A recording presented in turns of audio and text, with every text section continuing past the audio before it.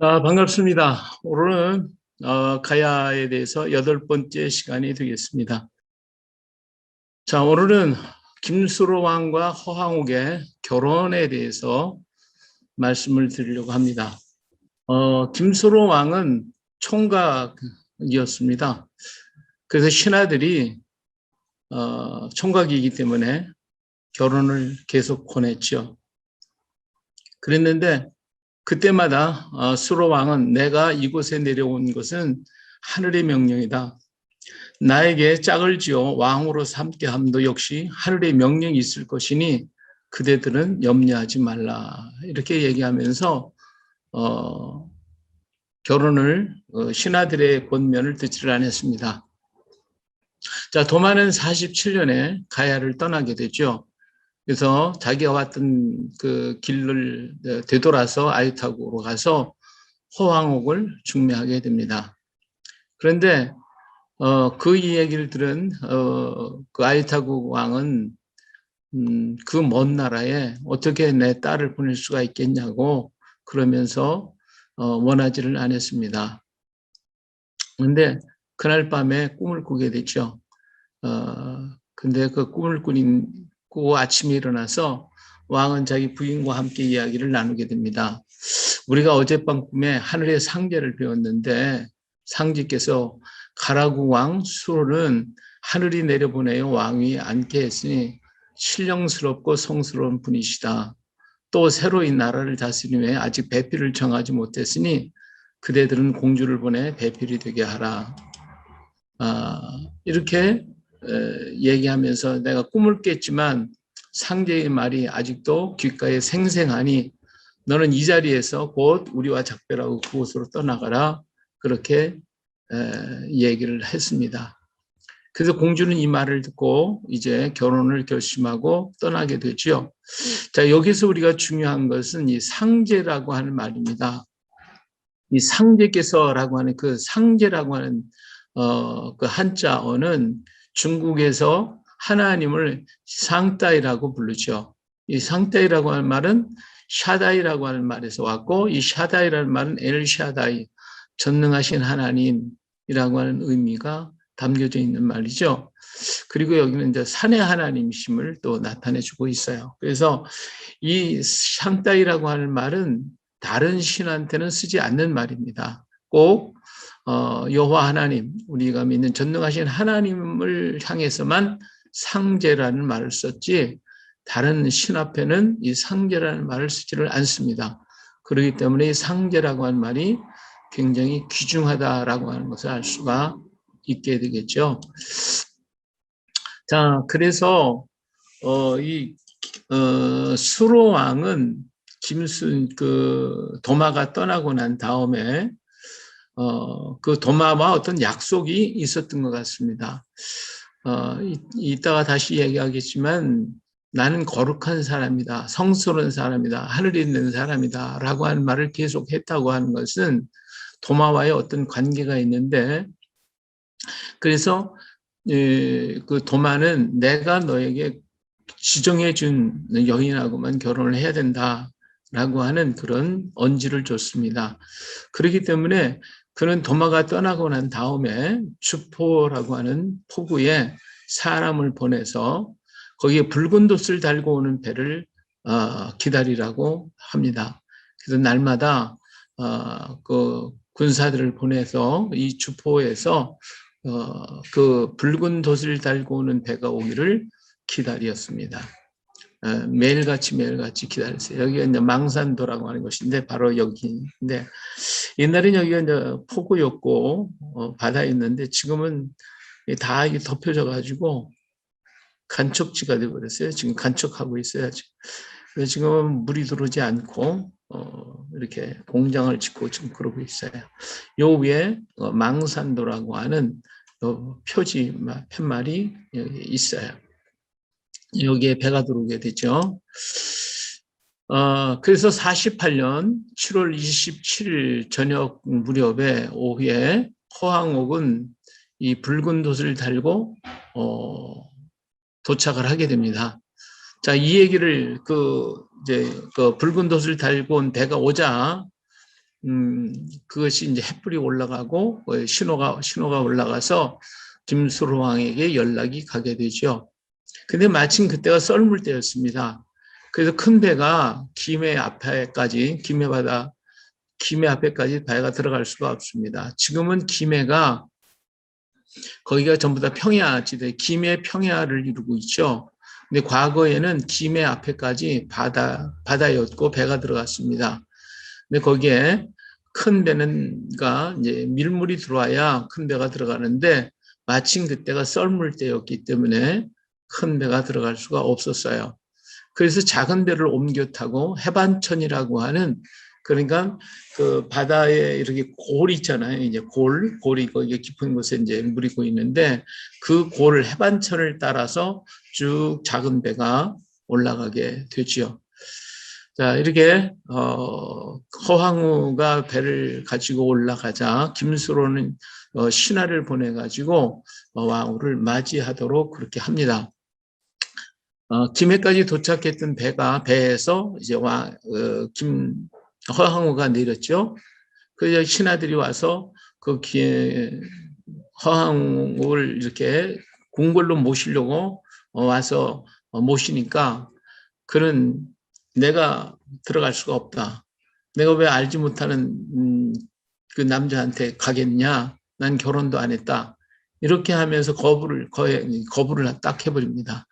그러니까 김소랑이 그 얘기를 듣고 깜짝 놀라고 그 말이 옳다. 결혼식도 안 했으니까 그래서 결혼식을 하도록 그렇게 준비를 시키는데 그 준비하는 것이 이스라엘의 전통식인 그 예식으로 하고 준비하게 합니다. 자, 여기가 이제 해반천이라고 하는데 지금 김해에 그 결혼식장이 있는 바로 앞에 여기 배가 있죠. 이 해반천을 따라서 배가 들어온 곳입니다. 근데 7월 27일 날 그 당시에 그것이 썰물 때였었느냐 하는 것은 지금 과학적으로도 증명이 됩니다. 그때 분명히 썰물이었다라고 하는 것이 증명이 됐고, 그리고 이 기록은 사실이었다라고 하는 것을 증명하고 있죠. 자, 여기에 도착을 하게 돼요. 근데 여기 도착해서 여기에는 이제 그 당시 가야의 집들이 있고 여기에 옛날 모습을 지금 재현시켜 놓은 곳입니다. 여기에 이제 내리게 되죠. 이후에 이제 산이 있는데 여기서 내리자 여기가 그 결혼식장 예식장을 만든 곳이에요. 여기가. 그리고 여기는 해반천 같은 아까 그 집들입니다. 자, 이것은 이 후파라고 하는 이스라엘의 전통 예식에 대한 그런 모습입니다. 이것은 2002년 텔아비브에서 찍은 사진입니다. 그래서 이것은 그때하고는 맞지는 않겠지만은 이런 식이었었다라고 하는 것은 우리가 알 수가 있죠. 여기 후파라고 하는 이것이 이제 신부가 이렇게 들어가는 자리예요. 신부가 대기하는 자리인데, 이렇게 천막을 쳐놓는 것은 이스라엘 민족이 그 광야 생활을 했다라고 하는 상징으로 후파를 만든다고 그래요. 근데 이 후파는 실내에다 만드는 경우와 실외에다 만드는 경우가 있는데, 실외에다 만드는 것은 밤하늘의 별들을 보면서 아브라함에게 주신 번성의 약속을 상기하기 위해서 만들었다고, 이제 실외에서 한다고 그러죠. 지금 이스라엘에 계신 분들은 이런 식으로 지금 하고 있는지는 지금 모르겠어요. 이건 2002년도에 텔아비브에서 찍은 거니까요. 이건 실내에 만들어진 후파의 모습입니다. 여기에 신부가 이렇게 앉아 있죠. 예, 신부가 앉아 있는 자리예요. 잘 예쁘게 단장하고 있죠. 자, 그리고 이렇게 신랑을 여기에 후파에 앉아서 기다리고 있을 때에 주변의 가족과 또 친구들 여러 사람들이 모여 이렇게 있는데 이것도 2002년 저녁 9시에 텔아비브에서 찍은 사진입니다. 리브가는 이삭이 보이자 스스로 면박을 취하여 얼굴을 가렸다고 그랬는데 여기 이렇게 면박을 이렇게 씌우고 있죠. 예. 그리고 이 주변 사람들은 신랑을 기다리는 열처녀처럼 들러리 역할을 하고 있는 가족들이라고 그럽니다. 이렇게. 근데 지금은 아마 이 우리나라에도 옛날에 면박을 이렇게 씌웠다가 결혼식장에 신랑이 이렇게 벗겨졌는데 지금은 이렇게 아마 면박을 하고 있지 않고 벗지 않나 그렇게 생각이 돼요. 이 부분에 대해서는 아마 그쪽에 사시는 분들이 더 잘 아시리라 생각이 됩니다. 자, 여기 신랑을 기다리고 있는 신부가 있는데 신부는 기다리면서 이 기도서를 이렇게 읽으면서 기다린다고 합니다.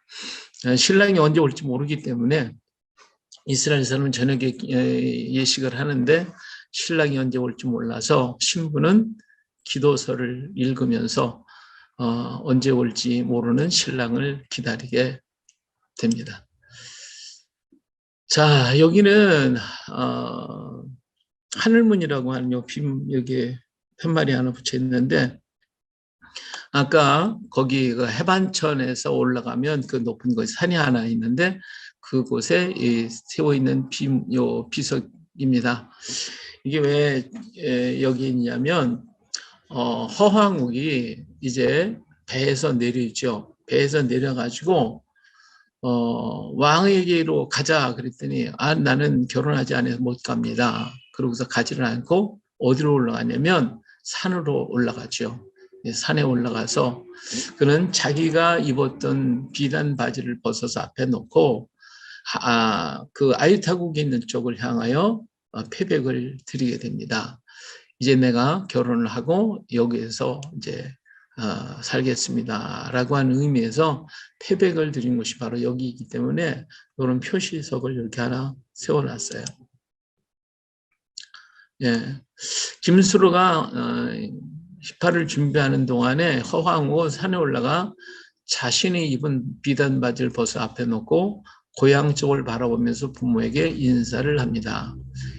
그 삼국유사에 보면 산신에게 패박을 바쳤다 이런 식으로 기록을 하고 있는데 이 산신도 역시 아까 얘기했던 하나님을 가리키는 그런 표현이기도 합니다. 그리고 산에서 내려올 때 이제 후파가 준비됐죠. 예. 여기 글자가 잘못된 후파인데 후파에 이제 만들어 놓은 후파에 들어가고 거기에서 김수로와 결혼을 하면서 그 야외 결혼식장에서 2일 동안을 그들은 거기에서 보내게 됩니다. 자, 여기 김수로 왕과 허황우의 영정인데 요 영정은 이쪽 지금 이 영정이 이렇게 전시되어 있지는 않아요. 요 영정은 김해김씨 종문에서 만들어 놓은 그 족보에 나타나 있는 그러한 영정입니다. 상당히 젊은 모습으로 이렇게 그려져 있어요. 근데 지금 김해에 가면, 김해 김수로 왕릉에 가면 이런 영정이 있어요.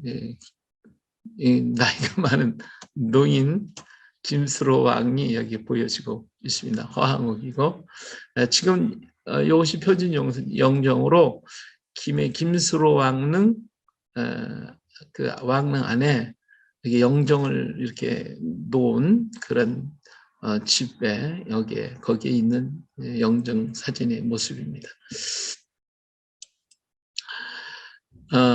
그래서 그날 그들은 결혼식을 마치고 그리고 그곳에서 이틀 동안을 이렇게 있게 되는데 근데 재미있는 것은 그날 밤에 허황욱하고 김수로 왕은 아주 재미있게 밤새도록 이야기를 나눕니다. 그 이야기를 기록한 것이 삼국유사 가락기에 있는 내용들이죠.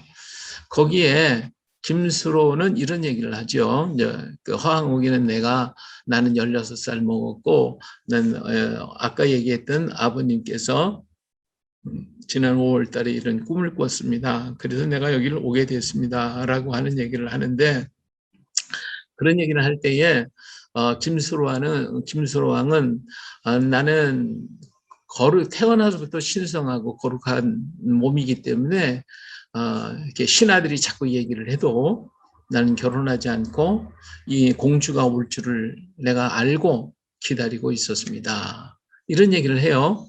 여기 보니까 나는 태어나서부터 신성하여 공주가 멀리서 올 것을 미리 이미 알았으므로 신하들이 왕비를 맞으라는 청을 따르지 않았어. 이제 현숙한 공주께서 이렇게 스스로 오셨으니 이 사람에게는 참으로 다행입니다.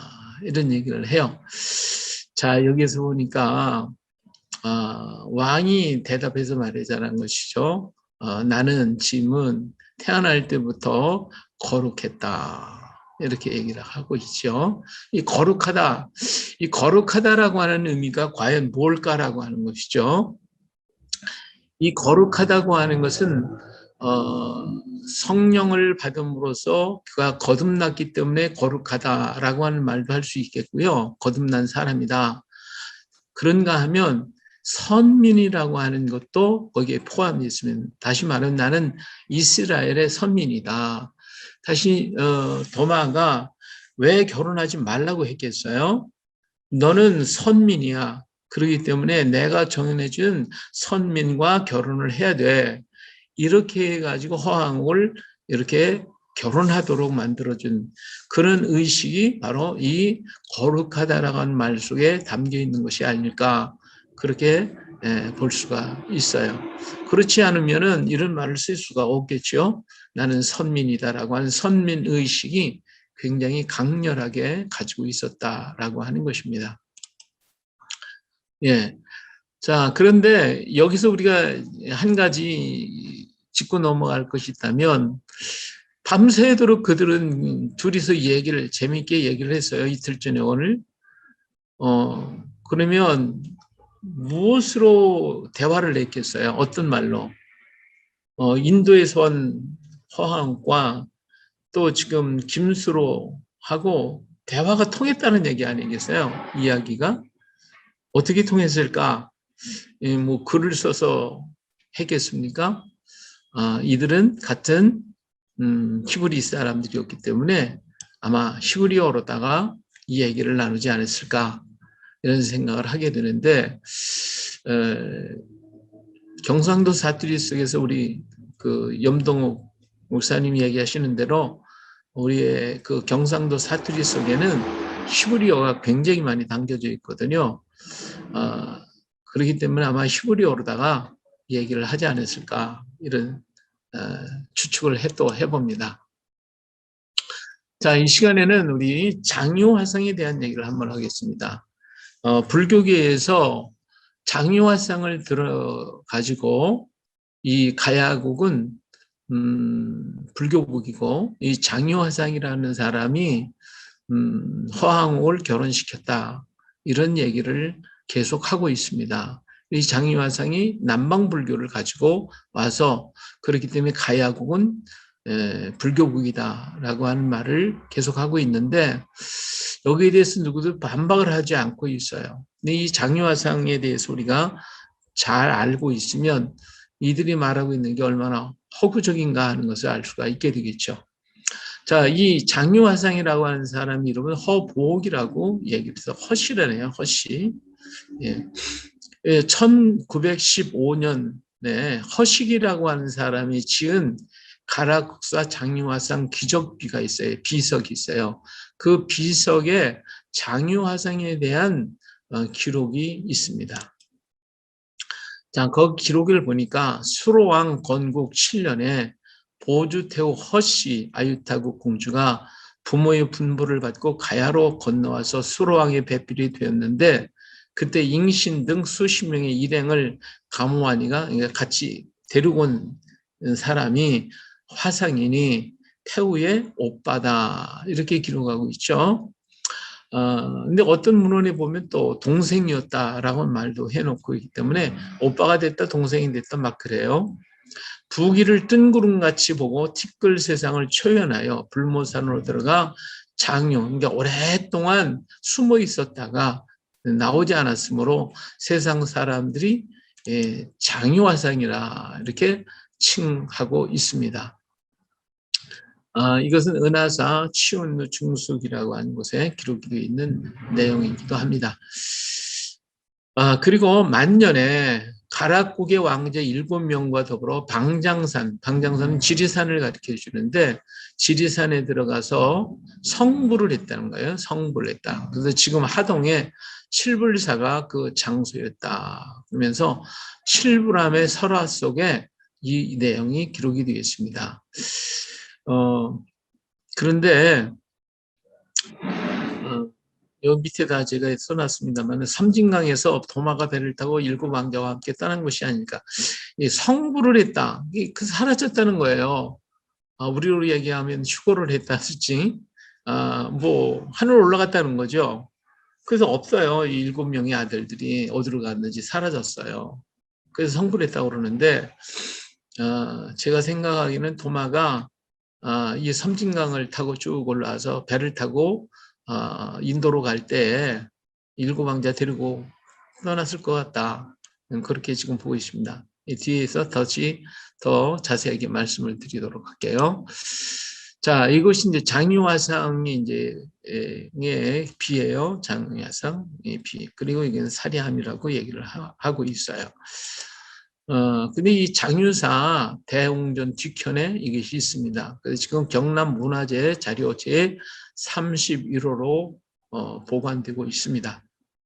그리고 여기에 장유화상의 영정이 있는데 그 영정을 월시국내 가락북사 장유대화상이라 월시국에서 온 그 가락국사 장유화상 대화상이다 이런 얘기를 했는데 이 월시국은 또 월시국은 이따가 다음에 일본으로 건너간 우리 기독교인에 대해서 얘기할 때 잠깐 나오는 내용입니다. 월시국이라고 하는 나라가 중앙아시아 쪽에 있었어요.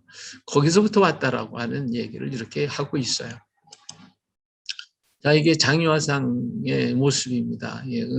네, 장유사에 있는 그러한 모습이죠. 근데 이 장유화상에 대해서 여러 견해들을 하고 있는데 그 가야사에 대해서 굉장히 깊은 많은 연구를 하고 있는 인제대학교의 이영식 교수가 계십니다. 이건 김해 뉴스에 이 장유화상에 대해서 연재했는데 신김해 지리지라고 하는 제목으로 연재를 했어요. 1454년 세종실록 지리지에 따르면 불모산도 처음에는 부처와는 무관한 부울무산이다. 이 불모산에 대해서 있었다고 그랬는데 이 불모산은 부처님이 있었던 부처님의 산이라는 뜻인데 그게 아니라 원래는 부울무산이다 하는 거죠.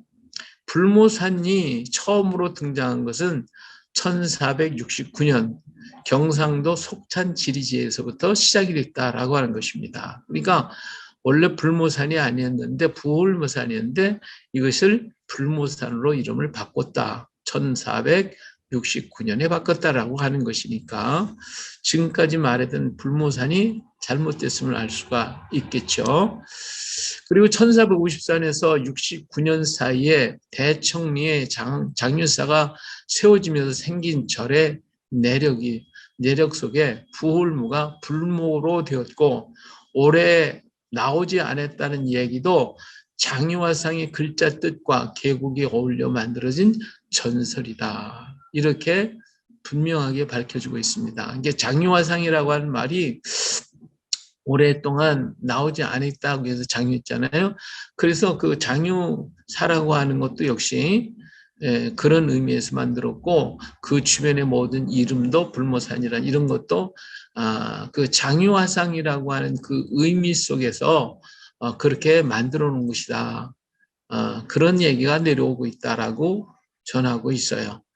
그리고 사리탑을 지키고 있는 17m의 전나무, 이 전나무도 약 200세 정도밖에 되지 않는, 그리고 이 사연을 적은 비석도 1915년 5월에 건집이 됐다고 그러는 것입니다. 그러니까 이 장유화상의 내용은 잘못됐다는 것이죠. 어떻게 1915년에 만들어졌고, 그리고 장유화상에 대한 얘기가 1454년에 이때 만들어진 건데, 그것이 어떻게 허황하고 얘기가 맞겠습니까?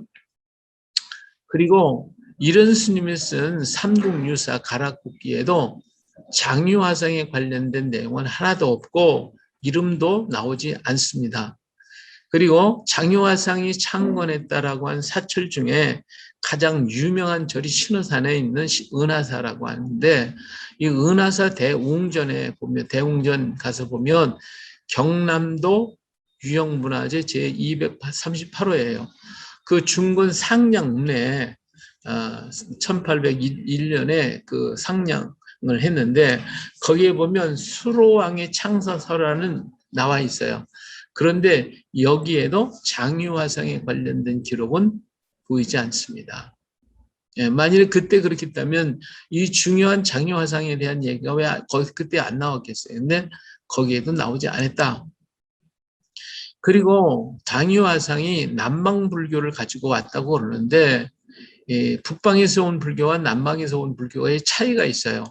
남방불교의 특징은 대중의 포교와 구제를 목표로 하고 있는 북방의 대승불교와 달리 개인의 수행하면 정진하고 절이나 탑 등을 남기지 않습니다. 그러니까 남방불교의 특징은 개인적인 거예요. 개인이 수련하고 수행하는 것으로 끝나는 거지, 뭐 절을 만든다거나 탑을 만든다거나 하는 그런 일은 하지 않습니다. 그게 남방불교의 특징이에요. 그렇기 때문에 남방불교의 장유화상이 그렇게 많은 절을 건립하고 뭐 사리도 남겼다, 이런 것은 말이 안 맞죠. 그 남방불교와 북방불교는 탑도 세우고 절도 세우고 대중을 이렇게 그렇게 구제하는 그런 일을 했지만, 남방불교는 그게 없어요. 그래서 개인 수양, 개인적인 그런 것이다. 그러니까 장유화상이 남방불교를 가져왔다고 그러는데, 어떻게 그렇게 많은 절을 짓고 뭐 탑을 만들고 그랬다라고 하느냐? 때문에 이것은 잘못된 것이다 라고 하는 것을 밝혀주고 있습니다. 자, 이야기 가야사를 쓴 역사학자 이희근 씨는 이런 얘기를 했어요. 허황의 설화는 불교적으로 윤색된 이후의 산물이며 장유화상에 대한 자료도 기껏해야 조선 후기나 구한 말의 기록이라고 지적한다. 장유화상은 고려 말이나 조선 전기 기록에서도 확인할 수 없다.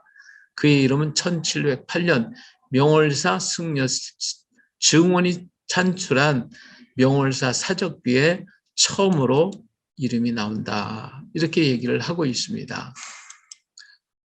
인제대 이영식 역사학자 교수는 합천박물관 조원영 관장 등 가야사 전공자들은 장유화상이 조선 후기 민중들과 사찰에 의해서 만들어진 인물일 가능성이 있다라고 보고 있습니다. 자, 그렇다면 그 불교계에서 말하고 있는 장유화상이 실존 인물을 바탕으로 쓴 것이라고 한다면, 그렇다면 도마일 가능성이 더욱 많다. 저는 그렇게 보는 겁니다. 그게 지금 반박을 하는 거죠. 왜냐하면 허황옥의 오빠다 또는 동생이라고 전하고 있는데, 허황옥이 중매를 했거든요. 중매를 장유화상이 중매를 했다고 그러니까 도마가 중매했잖아요. 그러니까 이 장유화상이 도마일 가능성이 많고, 정말 불교계에서 장유화상에 대한 설화나 내려오는 이야기나 그걸 바탕에서 말했다면, 그가 진짜 실존 인물이라면 그는 불교계에서 말하기는 장유화상이 아니라 도마일 수가 있겠다. 도마를 그렇게 말하고 있는 거 아니냐 하는 거예요. 자, 칠부람 유사에는 김해 가락국 수로왕이 잠룡으로 계실 때 서역 월지국 보옥선사가 큰 인연이 동쪽에 있음을 보고 그 메시를 데리고 바다를 건너와서 수로왕과 배표를 이뤘다. 이런 얘기를 하고 있거든요. 그러니까 여기에서 장유화상이라고 하는 사람이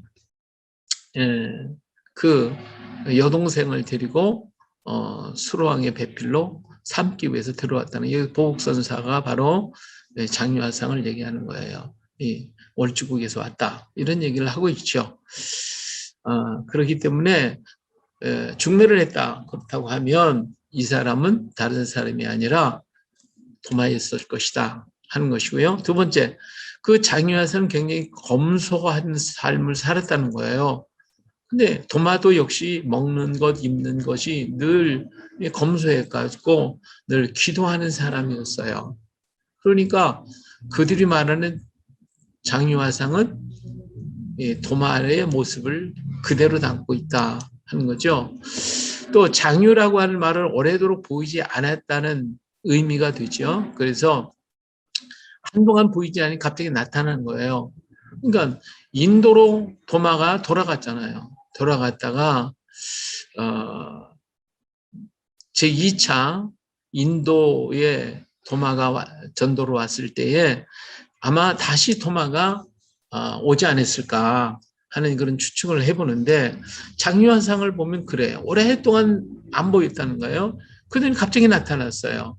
그리고는 수로왕의 7 아들을 데리고 성불을 했다 이렇게 말하거든요. 자, 이 장유화상은 부귀를 뜬구름같이 보고 티끌 세상을 초용하여 불모산으로 들어가 장유하여 나오지 않았으므로 세상 사람들이 장유화상이라고 칭했다. 그랬으니 토마가 인도로 갔다가 예루살렘 들려서 52년에 다시 인도 왔다가 그리고 언젠지는 모르지만 60년대 경이 되겠죠. 그렇다면 그러면 다시 왔다고 하면 굉장히 오랜 기간 동안 없다가 잠깐 왔다가 또 사라져 버렸거든요. 그러니까 토마의 모습이 그대로 말하고 있는 거 아닌가 그런 거죠. 칠불사로 수로왕이 7 아들을 들어와 성불했다. 족적을 감췄다는 말이거든요. 그래서 7 아들이 어디로 갔는지 이 족적을 알 수가 없어요. 그래서 인도의 그 도마의 삶을 더 추적해 나가다 보면 아마 그런 문이 혹시 나오지 않을까. 수로왕의 7 아들에 대한 어떤 행적들이 나오지 않을까. 이런 생각을 해보고 있습니다. 관심 있으신 분은 좀 연구 좀 하셔서 도마 이외에 도마를 도왔던 어떤 사람들의 얘기가 나와 있는 그런 문헌이나 기록이 있다면 그것을 가지고 오시면 아마 이 말이 잘 들어맞지 않을까 이런 생각을 해봅니다. 그래서 여기 도마 2차 방문을 연상시킨다. 도마는 인도 남부에 전도하다가 순교를 합니다. 그가 복음을 전한 가야에 한 번도 오지 않았을까 하는 추론이죠. 왜냐하면 가야국을 만들었고 왕을 삼아주었고 허왕을 중멸했으니 이 도마가 얼마나 그 수로와 허왕국을 보고 싶었겠어요. 그렇기 때문에 그는 다시 한번 왔다가 그리고 수로왕의 아들들을 이 말씀으로 가르치고 그리고 그는 다시 인도로 돌아가지 않았을까 그런 생각을 해봅니다. 이 도마는 청밀한 삶과 기도 그리고 말씀을 가르쳤기 때문에 이렇게 생각을 해보는 것입니다. 이건 뭐 기록에 있는 건 아닙니다. 제가 그렇게 추측해 보고 있는 건데 하여튼 인도 쪽에 잘 아시는 분이 있다면 이런 기록을 한번 찾아보시기를 바랍니다. 자, 가락국기의 내용을 한번 또 우리가 보겠어요. 이 가락국기 속에 보면 여기에 그 허황우기하고 같이 왔던 사람들에 대한 이야기가 나오는데 여기에 이밖에 시종한 잉신 2 사람의 이름은 신보, 조광이고 그들의 아내의 두 사람이 이룬 모량이라고 했으며 데리고 온 노비까지 합해서 20여 명인데 가지고 온 금능사, 금수능나와 의상 필단 이로 기록할 수 없을 만큼 많다. 왕과 점점 왕이 계신 곳에 가까워오니 왕은 나아가 맞아서 함께 장막 궁전으로 들어왔다. 잉신 이하 여러 사람들은 뜰 아래서 뵙고 즉시 물러갔다. 왕은 유사에게 명하여 잉신 내배들을 안내하게 하고 말했다. 자, 여기에서 우리는 그 허황오기하고 같이 왔던 사람들에 대한 얘기를 전부 그 이름들까지 얘기하고 있고 심지어 여자들의 이름까지, 부인들의 이름까지도 기록하고 있어요. 그렇다고 하면 그렇게 중요한 일반 부인들의 이름까지 기록하고 있었다면 그들이 말한 가장 중요한 장유화상이 이들을 데리고 왔다면 왜 장유화상의 이름이 여기 없겠냐고 말해요. 그렇기 때문에 이 장유화상의 이름이 기록되지 않았다고 하는 것은 그것은 이상하잖아요. 이것은 장유화상 후대에 만들어진 이름이다. 그렇게 하고 정말 불교계에서 계속해서 장유화상에 대한 얘기를 얘기한다고 하면 우리는 반박할 수가 있겠죠. 그는 장유화상이 바로 도마이다. 이렇게 말할 수가 있겠다. 이런 말씀을 드리는 것입니다. 자, 이로보건대 장유화상 1915년 허식이 지어낸 이야기이거나 전해온 이야기를 불교화시킨 것이라고 보고 실제 인물이라면 그의 행한 일들을 보면 그는 도매일 수밖에 없다. 김수로왕의 아들 7명 과연 어디로 갔을까? 예, 인도로 가지 않았을까? 이런 생각을 해봅니다. 자, 김수로왕의 자녀들을 봅니다. 김해 김씨, 허황후는 12남매를 낳았어요. 큰 아들은 왕이 되었고, 그래서 거등왕, 그러니까 김수로왕의 뒤를 이어서 거등왕이 되었어요. 그리고 두 아들에게는 허시성을 주었죠. 그리고 두 딸은 신라에 하나는 신라로 하나는 일본으로 시집을 가게 됩니다. 그런데 우리가 여기서 생각해 볼 수 있는 것이 뭐냐면 왜 허시성을 두 아들에게 주었나라고 하는 것입니다. 예.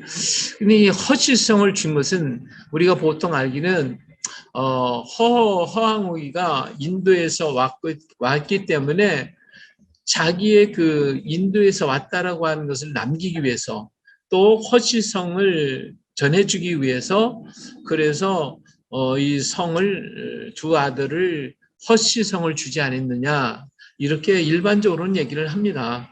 예, 그 말 뭐 틀렸다고 말할 수 없지만은 사실 허시는 이 허황욱은 김수로왕한테 올 때는 하나님의 인도함을 따라서 그 복음을 가지고 전해온 우리 오늘로 얘기한다면 선교사의 역할을 하러 온 거예요. 복음을 전하고 김수로를 돕기 위해서 복음을 전하기 위해서 온 사람이란 말이에요. 그런데 자기가 떠나고 나면 그 일을 감당할 수 있는 사람이 없다고 말해요. 그래서 두 아들을 선택해서 허시성을 주면서 내가 했던 그 일을 하라고 준 거예요. 다시 말하면 허시성을 가진 사람에게 이 허황욱은 그 당시에 민간인들을 이렇게 백성들을 돌아보며 그들을 병을 고쳐주고 아유르베다 의학을 가지고 왔기 때문에 병을 고쳐줄 뿐만 아니라 그들을 위해 기도해주고 또 하나님이 준 영성을 가지고 치유의 역사를 통해서 백성들을 치유하고 고쳐줬단 말이에요. 그런데 자기가 가고 나면 이 일을 해줄 사람이 없는 거예요. 그렇기 때문에 두 아들을 선택해서 허시성을 주어가지고 그 일을 감당하도록 맡겨준 겁니다. 그래서 그 후손 가운데 허준이가 나오잖아요. 이 허준은 동의보감을 쓴 사람이에요. 이게 아유르베다 의학은 이 목초의학이거든요. 이런 우리가 얘기하면 한방의학 같이 전부 다 약초를 가지고 치유하는 거란 말이에요. 그렇기 때문에 이 허씨 집안에 내려오는 그러한 그 한방에 대한 그 이야기가 계속해서 내려오다가 허준이는 그런 것이 그냥 몸에 체득이 되어 있는 상태였었어요. 그러다가 보니까 그런 유이타라고 하는 의사를 만나게 됐고, 그래서 그는 동의보감을 쓸 수 있는 그러한 사람이 되지 않았을까, 이렇게 생각할 수가 있겠죠. 이 허준의 호가 구암이에요. 다시 말하면 거북이 바위다. 거북이 바위. 구지봉에 가보면 거기 구암이 있어요. 거기 구암 바위. 그래서 이 허준은 이 허씨 집안에서 이 하나님의 그 복음을 널리 전하기 위해서 그러한 일을 한 사람이 였을 것이다라고 생각을 해봅니다. 예. 자, 여기 가보면 지금 산청에 가보면 동의보감촌이 있어요. 그래서 허준을 기리기 위해서 이 동의보감촌을 만들어 놓고 있습니다. 여러분 오시면 여기 한번 가보실 수가 있습니다. 자, 그리고 허황우가 건너온 인도의 남부지방에는 예수님이 12제자 중 한 명인 도마 성자의 무덤이 있다고 한다. 그보다 더 오래된 인도의 고인돌은 우리나라의 것과 축조 시기와 방법, 크기와 규모 등이 거의 동일하다. 어쩌면 3000년 전의 세계는 우리의 생각보다 더 좁을 수 있다라고 김해 뉴스에서 이렇게 또 얘기하고 있어요. 그래서 지금 일반인들도 이 도마에 대한 얘기가 굉장히 많이 이렇게 알려져 가고 있다라고 하는 것은 굉장히 고무적인 일이 아닐 수가 없겠죠. 예, 앞으로도 더욱더 여기에 대한 연구가 활발하게 이루어졌으면 합니다.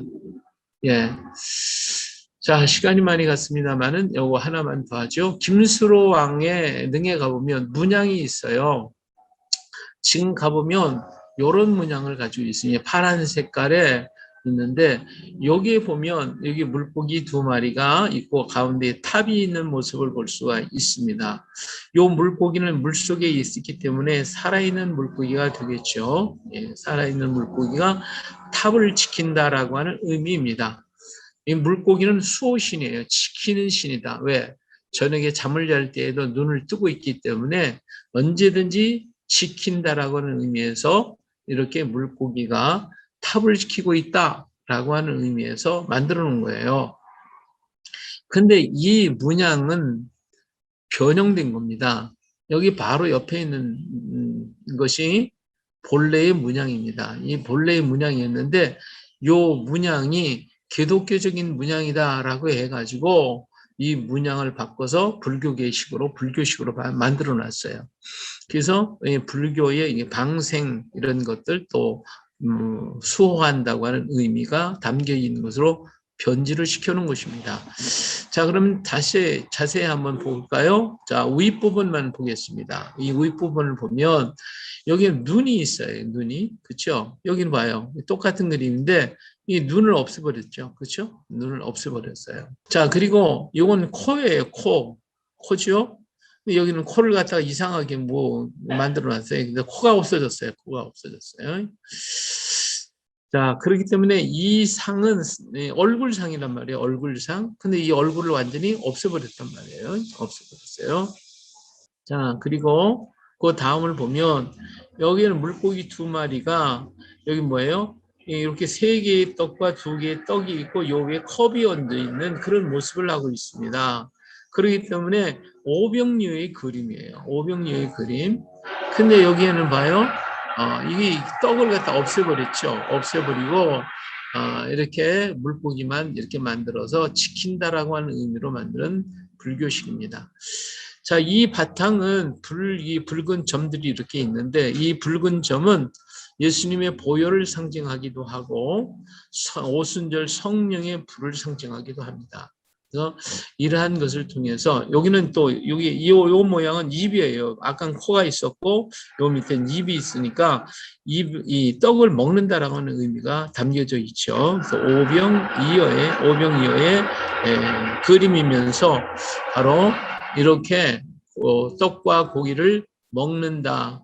근데 성령의 오순절에 성령의 불이 임한다라고 하는 의미로 여기에 담겨져 있는 그림입니다. 그래서 이 문양조차도 조금 불교식으로 바꿨다라고 하는 걸 볼 수가 있죠. 자, 보세요. 여기 보니까 자세하게 보면 이렇게 되어 있습니다. 근데 이들이 아무리 바꿨어도 오늘날 쌍어 문양에 대한 얘기를 굉장히 많이 하고 있습니다. 근데 쌍어 문양하고 여기에 나타난 물고기 문양은 정말 다릅니다. 예, 달라요. 자, 보세요. 여기가 이제 이스라엘 갈릴리 바다에 있는 오병이어 교회의 바닥에 있는 문양인데 요 물고기를 보세요. 물고기 보면 여기 지느러미가 두 개 이렇게 있고 예, 떡이 있습니다. 자, 이 물고기와 예, 이 물고기와 여기 가야에 있는 이 물고기를 한번 보세요. 이 물고기를 보면 똑같아요. 지느러미 거의 두 개 있고 아래 두 개 있는 네 개 있는 이런 물고기죠.